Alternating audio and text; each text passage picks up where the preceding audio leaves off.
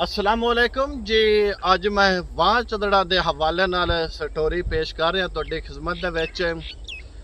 मैं जिस जगह ते खड़ा हाँ ये मगर तुसी चंगियां ते कुछ एक मिट्टी का टीला वेंदे पे हो। ये वो जगह है जिथे इन्हां चदड़ां दा एक वड्डा वडेरा जिला झंग टाली मगीने तो उठ के उस टाइम आया सी। इत्थे खड़क वाह खड़कां दा एक पिंड हुंदा सी, उत्थे उस कब्जा किया, उन्होंने लड़ाई हुई। ये वो जगह आ पिंड इत्थे पहले आबाद सी, हाली भी इस जमीन विच उस टाइम दियां आ इट्टां जड़ियां ने आ इत्थे टुकड़े वो हाली भी मौजूद ने। ये तकरीबन उस टाइम 4 एकड़ ते 4 किलियां ते ये पिंड उस टाइम आबाद आया। ते उस तो बाद इत्थे इन्हां चद्दर कबीले आके कब्जा किया, आबाद किया इसनूं। फिर इत्थों आबादी दूसरी जगह ते मुंतकिल हो गई। तो हुण असीं तुहानूं इहदी पूरी मुख्तसर स्टोरी विखाने आ। लेकिन वीडियो शुरू सुनन तो पहले तुसीं साडे यूट्यूब चैनल कांजू TV 1 नूं ते साडे फेसबुक पेज चौधरी बाबर शेर कांजू नूं लाइक फॉलो ते शेयर तुसीं लाजमी करना है। वाह चदड़ा जलालपुर भट्टियां तो शमाल वाली साइड ते 4 किलोमीटर दूर वाक़या है। कानूगोई ते थाना जलालपुर भट्टियां विच शामिल है। ये पिंड यूनियन कौंसल खुतेशाह विच शामिल है। सिखां दौरे हुकूमत तो तकरीबन 200 साल पहले शाहू चद्दड़ ने आबाद किया है। ये शाहू चद्दड़ अपने 4 पुत्रा समेत उस टाइम जिला झंग ते पिंड टाली मगीनी तो अजकल ये पिंड जिला चनियोट विच शामिल है।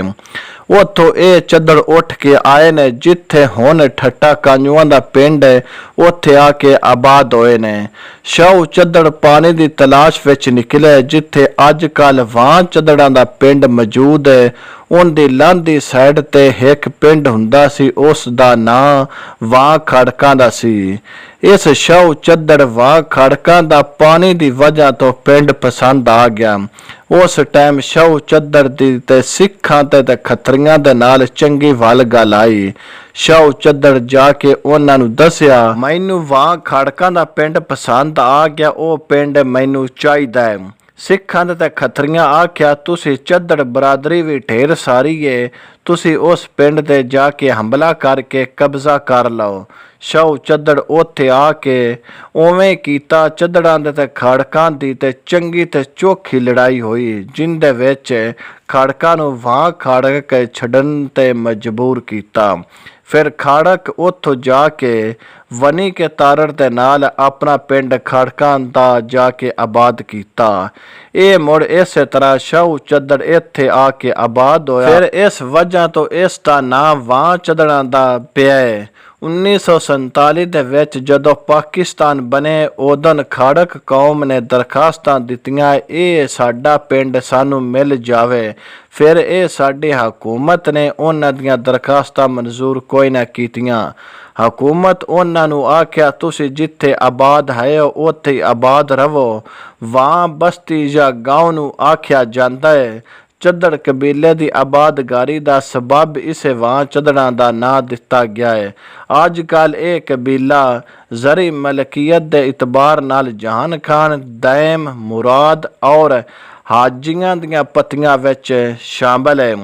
1920 विच इत्थे 28 घर विच 194 अफराद आबाद आए। उस टाइम सुखा ते जहाना वालद कायम चद्दड़ इत्थों ते सर करदे अफराद विच शुमार है। इस पिंड दा रकबा 1061 किलियां ते मुश्तमिल है।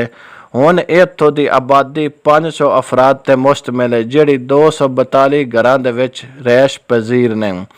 इस पिंड विच 2 मसीतां, 5 दुकानां, 1 कब्रस्तान, 2 प्राइमरी स्कूल ते इस पिंड दे नाल एक चौलां वाली मिल भी मौजूद है। वो मिल मंजूर अहमद एंड सन्स वालियां बनाई है। खान मुहम्मद चद्दड़, मंजूर अहमद चद्दड़, रमज़ान अली बाजवे दे माल मोइशी वाले डेरे भी ने। फ़कीर अनैत अली दा मज़ार भी है। हकीम वाले दी बाशमूलिया बस्ती भी मौजूद है।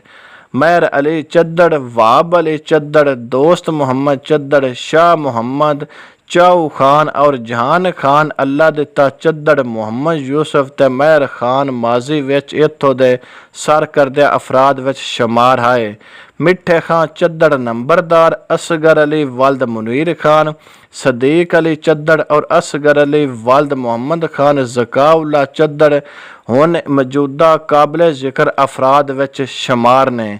ਇਸ ਪਿੰਡ ਵਿੱਚ ਬਾਨ ਖਨੋਲ ਵਾਲੇ ਡੇਰੇ ਸਹੀ ਮੁਹੰਮਦ ਚੱਦੜ, ਖਾਨ ਮੁਹੰਮਦ ਚੱਦੜ, ਹਾਜੀ ਮਨਜ਼ੂਰ ਅਹਿਮਦ ਚੱਦੜ, ਜ਼ਕਾਉल्ला ਚੱਦੜ, ਹਾਜੀ ਅਸਗਰ ਅਲੀ ਚੱਦੜ ਦੇ ਡੇਰੇ ਮੌਜੂਦ ਨੇ। ਇਸ ਪਿੰਡ ਵਿੱਚ ਸ਼ੁਰੂ ਤੋਂ ਹੀ ਤਕਰੀਬਨ ਸਾਰੇ ਚੱਦੜਾਂ ਦੀਆਂ ਸਿਆਸੀ ਤਾਲੁਕਾਤ ਮੀਆਂ ਸ਼ਹਿਦ ਭੱਟੀ ਗਰੁੱਪ ਨਾਲ ਨੇ। ਇਸ ਪਿੰਡ ਵਿੱਚ ਨਿਸਾਰੀ ਮੁਸਲਿਮ ਸ਼ੇਖ ਕੌਮਾਂ ਦੇ ਅਫਰਾਦ ਵੀ ਆਬਾਦ ਨੇ। ਇਸ ਪਿੰਡ ਦੀ ਸ਼ਮੂਲਾ ਬਸਤੀ ਹਕੀਮ ਵਾਲੇ ਵਿੱਚ ਵੀ ਚੱਦੜ ਆਬਾਦ ਨੇ, ਜਿਹੜੇ ਬਖਸ਼ੇ ਕੇ ਹਾਕਮ ਕੇ ਗਾਣੇ ਤੇ ਮਥੇਲੇ ਦੀਆਂ ਪੱਤੀਆਂ ਵਿੱਚ ਤਕਸੀਮ ਨੇ। ਹਕੀਮ ਵਾਲੇ ਵਿੱਚ 2 ਮਸੀਤਾਂ, ਢੇਰ ਸਾਰੀਆਂ ਦੁਕਾਨਾਂ, 2 ਆਟੇ ਵਾਲੀਆਂ ਚੱਕੀਆਂ, ਬਸ਼ੀਰ ਅਹਿਮਦ ਵਲਦ ਪੀਰ ਮੁਹੰਮਦ ਚੱਦੜ, ਮੁਸ਼ਤਾਕ ਅਹਿਮਦ ਚੱਦੜ, ਮੀਆਂ ਖਾਂ ਚੱਦੜ ਤੇ ਜ਼ੁਲਫਕਾਰ ਚੱਦੜ ਦੇ ਡੇਰੇ ਵੀ ਮੌਜੂਦ ਨੇ।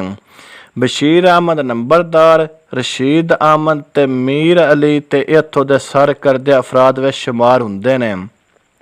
ਹਕੀਮ ਵਾਲਾ ਤੇ ਬਾਸ਼ਮੂਲਾ ਆਬਾਦੀ ਮੱਲਾ ਰਹਿਮਾਨਪੁਰ ਵੀ ਇਸ ਮੱਲੇ ਵਿੱਚ ਜ਼ਿਆਦਾਤਰ ਮੁਸਲਿਮ ਸ਼ੇਖ, ਇਨਸਾਰੀ, ਮਾਛੀ, ਛਿੰਬੇ, ਤੱਬੇ, ਮਹਿਰ, ਰਾਏ, ਨਾਈ, ਮਲਕ, ਖੋਖਰ, ਮਲਕ ਤੇਲੀ, ਦਰਖਾਨ, ਲੁਹਾਰ ਹੋਰ ਵੀ ਢੇਰ ਸਾਰੀਆਂ ਕੌਮਾਂ ਦੇ ਅਫਰਾਦ ਵਸਦੇ ਪਏ ਨੇ, ਜਿਨ੍ਹਾਂ ਦਾ ਜ਼ਿਆਦਾਤਰ ਮਿਹਨਤ ਮਜ਼ਦੂਰੀ ਤੇ ਹੀ ਗੁਜ਼ਾਰਾ ਹੁੰਦਾ ਪਿਆ ਹੈ।